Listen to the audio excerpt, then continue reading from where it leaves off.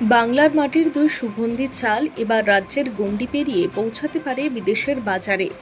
গোবিন্দভোগ চাল ও তুলাই পাঞ্জি দুই চালই ইতিমধ্যে জিআই স্বীকৃতি পেয়েছে। এবার সেই পরিচিতিকে কাজে লাগিয়ে আন্তর্জাতিক বাজারে এই দুই চালের চাহিদা বাড়ানোর পরিকল্পনা করছে রাজ্য সরকার। সেই লক্ষ্যেই বাংলার আন্তর্জাতিক মানের রাইস মিল তৈরির উদ্যোগও শুরু হয়েছে। সম্প্রতি রাইস মিলার এবং বাসমতি চাল রফতানিকারক সংস্থা প্রতিনিধিদের সঙ্গে বৈঠক করেন রাজ্যের কৃষিমন্ত্রী দুধ কুমার মণ্ডল। বৈঠকে বাংলার বিশেষ প্রজাতির চালের উৎপাদন, প্রক্রিয়াকরণ এবং বিদেশে রফতানির সম্ভাবনা নিয়ে আলোচনা হয়। সেখানেই গোবিন্দভোগ ও তুলাই পাঞ্জিকাকে আন্তর্জাতিক বাজারে নিয়ে যাওয়ার জন্য রাজ্যের আধুনিক চালকল তৈরিতে আগ্রহ প্রকাশ করেছে সংশ্লিষ্ট সংস্থা।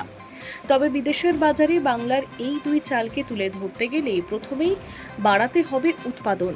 কারণ তুলাই পাঞ্জিকার চাষ রাজ্যের সর্বত্র হয় না। উত্তর দিনাজপুরের জেলাতেই মূলত এই চালের চাষ সীমাবদ্ধ। ফলে কলকাতা সহ রাজ্যের বিভিন্ন বাজারে গোবিন্দভোগ চালের তুলনায় তুলাই পাঞ্জি অনেকটাই কম মেলে। গোবিন্দভোগের ক্ষেত্রে উৎপাদন কয়েকটি নির্দিষ্ট জেলার মধ্যে সীমাবদ্ধ। ফলে আন্তর্জাতিক বাজারে নিয়মিত যোগান বজায় রাখতে হলে চাষের পরিমাণ বাড়াতে হবে এবং আধুনিক প্রক্রিয়াকরণের ব্যবস্থারও জরুরি। জানা গিয়েছে, আগামী সেপ্টেম্বর মাসে সংশ্লিষ্ট রফতানিকারক সংস্থার প্রতিনিধিরা রাজ্যে এসে সম্ভাব্য পরিকাঠামো ও জমি পরিদর্শন করবেন। কৃষি দফতর ইতিমধ্যেই উপযুক্ত জমির খোঁজও শুরু করেছে। পরিকল্পনা অনুযায়ী বর্ধমান এবং উত্তর দিনাজপুরে দুটি রাইস মিল গড়ে তোলার কথাও রয়েছে।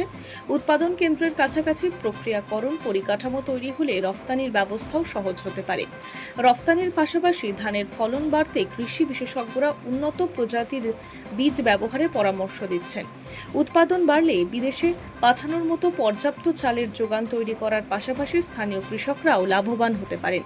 দিল্লির বৈঠক নিয়ে কৃষিমন্ত্রী দুধ কুমার মণ্ডল জানিয়েছেন, বাণিজ্যিকীকরণের মাধ্যমে বাইরের রাজ্যে নয়, বাইরের দেশে অর্থাৎ বিদেশে চাল রফতানি করা এবং ধানের উৎপাদন বাড়িয়ে চাষিদের লাভবান করার জন্যই দিল্লিতে বৈঠক করা হয়েছে।